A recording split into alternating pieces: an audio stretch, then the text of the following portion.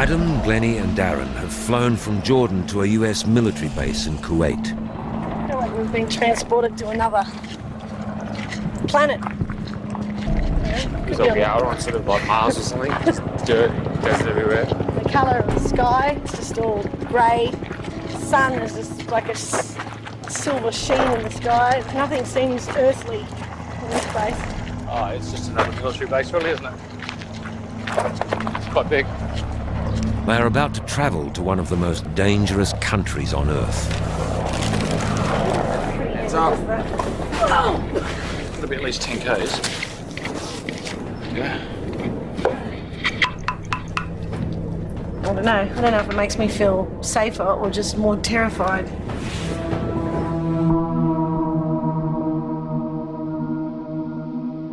Four a.m.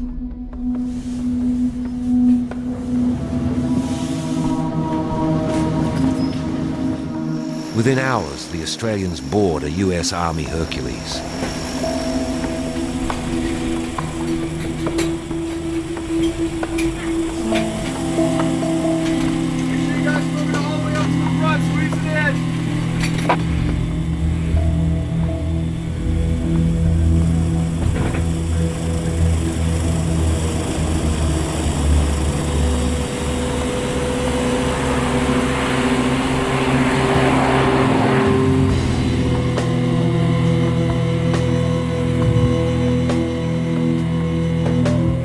After a 90-minute flight, they land in Iraq.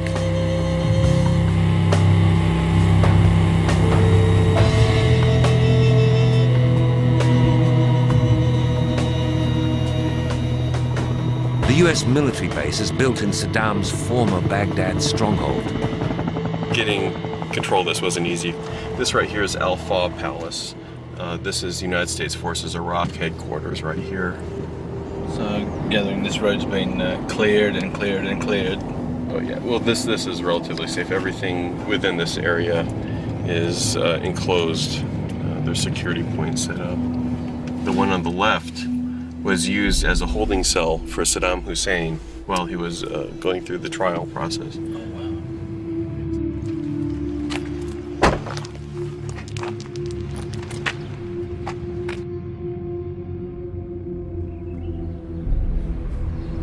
Very eerie.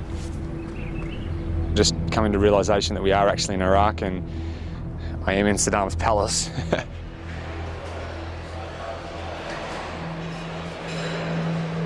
Camp Victory still sustains mortar attacks. Despite that, Darren, Adam and Glennie will spend the night here. I have 3 from Australia. Follow me. But tomorrow, they must travel through Baghdad's notorious red zone.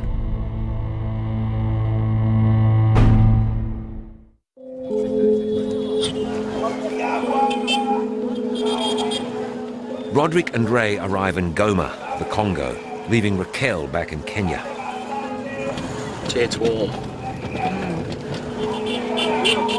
The Congo has now been ravaged by war for almost 12 years. Security is obviously a big business in Goma. Yeah, their presence is really felt, isn't it? And Ray's white. Every building. Oh, look at that. This has been the deadliest conflict since World War II.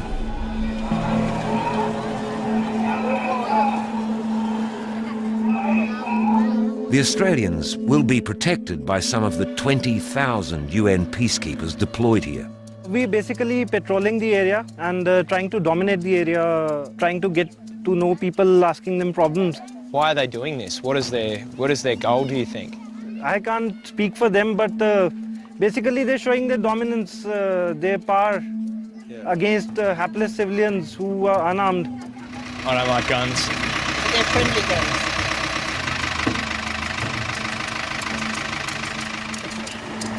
More than 5 million people have died in the brutal war. This in a country of 70 million. It's just not right. I don't get why, you know, that person is happy on their little property and they're safe, yet those people there aren't.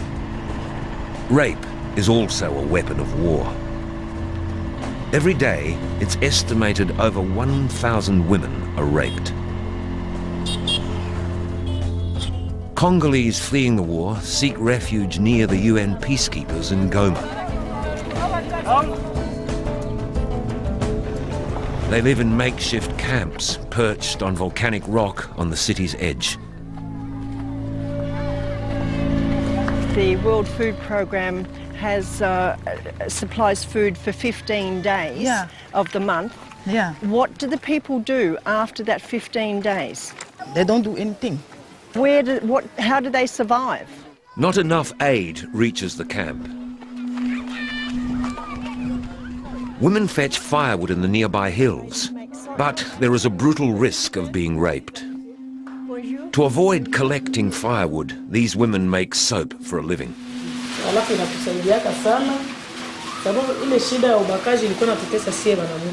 But the soap machine is broken.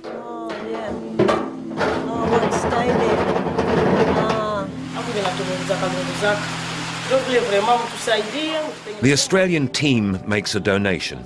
It's a small gesture, but could help prevent many rapes. Is this a celebration because we donated? Yeah, because you donated something, so they are happy. It doesn't come very often, this celebration.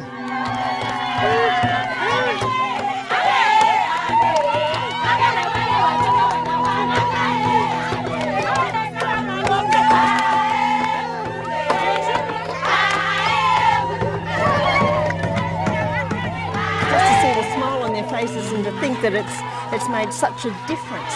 It's something. It makes the day worthwhile for them. Yeah, I don't feel the same way. I was, joyous to see the reaction, they're singing, they're dancing, it was great. But then I asked someone what they were singing, and they were singing, there'll be no more rape.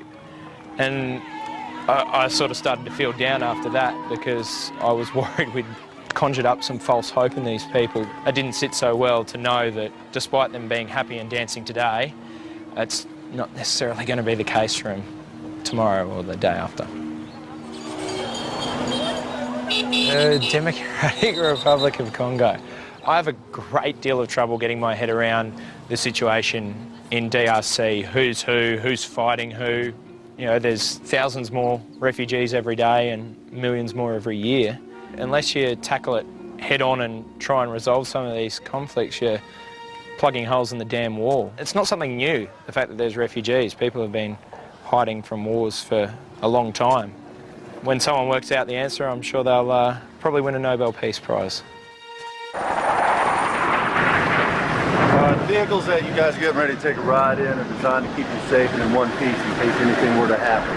Adam, Darren and Glennie are venturing into Baghdad's notorious red zone. We're going to be going down the highway at a fair rate of speed, and we're going to be moving kind of like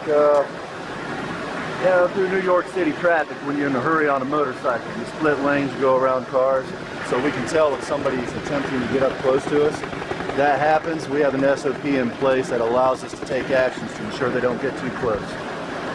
If anything were to blow up as we're going through, this is quite heavily armored. You're probably going to have a ringing in your head, and that's about it. And a cool story to tell people when you get home. But relatively safe the last few days? Relative to what? Just safe. It's safe for Baghdad.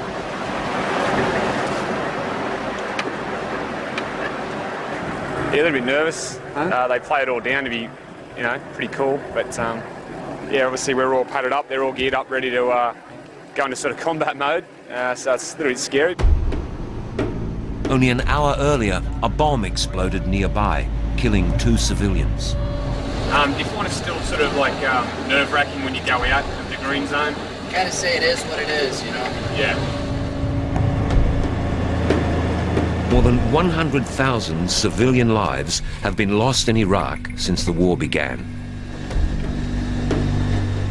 4,500 US soldiers have been killed. In Baghdad, death can come from anywhere at any time.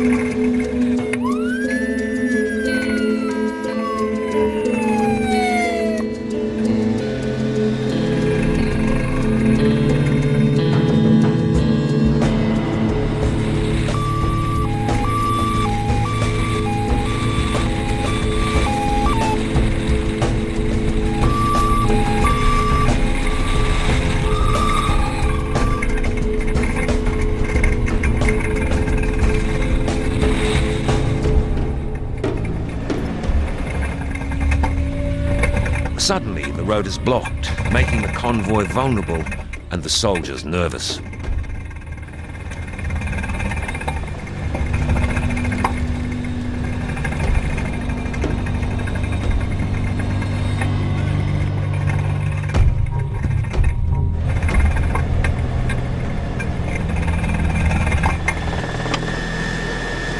Pretty nervous when you've stopped. It feels a bit safer when you're driving at speeds, but when you stop, it's a little bit nerve-wracking.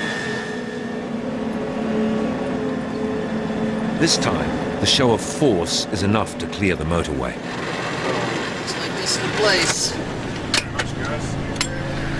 The Australians are on their way to a security briefing with a two-star general.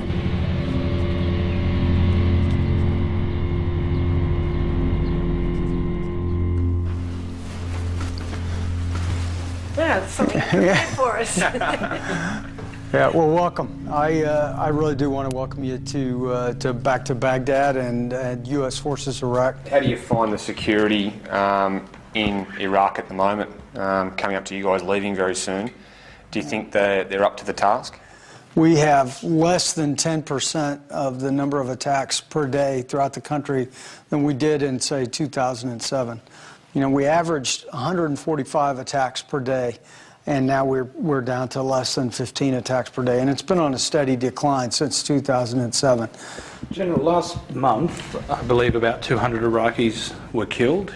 Some of it is due to illegal militias. Militias, in fact, that over the years have gotten support dominantly from Iran. There are some victims of violence that are a result from al-Qaeda when they use a suicide bomber, whether he's driving a vehicle or a vest. Many times those are foreigners who have come in for that explicit purpose. Do you feel it's safe enough for refugees to start returning once you guys have handed over to local forces? It's improved. I think it's better. I think it's heading in the right direction. But, you know, this is not Canberra.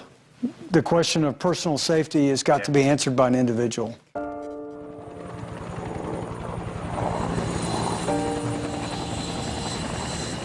It's a violent place still in some areas, but practically, well, we can't take care of everyone. We have a response to this problem, and that is that we have a UN agreed program of resettlement to deal with these people.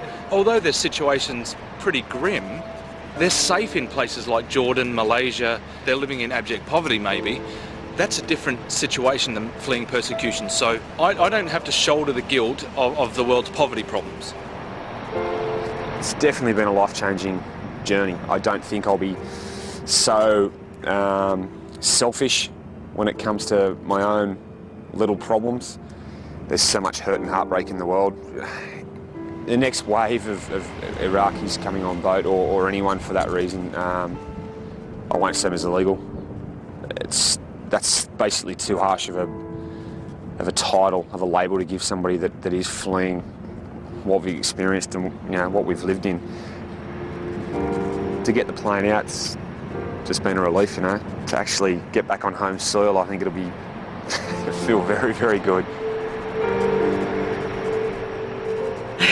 I have a different perception of the world. Going on a journey like this and seeing what we've seen makes you realise what a lucky country we live in. To see some of the people they're just chasing that elusive dream of freedom and a better life. We take all these things for granted, you know, we take our freedom for granted.